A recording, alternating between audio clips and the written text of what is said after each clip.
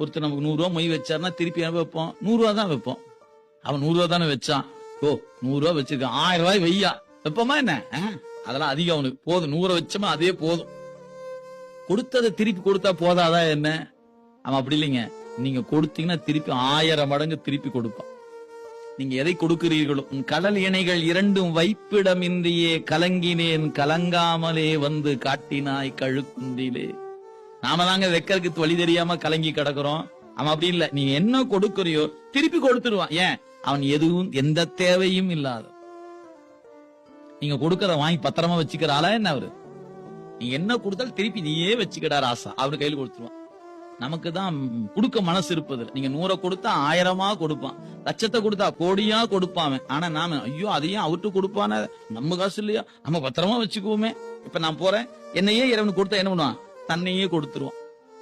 இப்ப என்ன நான் பண்ணணும்? என்னை கொடுக்கணும். ஆனா என்னை கொடுப்பதற்கு நான் தயாராக இல்லையே. என்னை இழக்கணுங்கிறார்.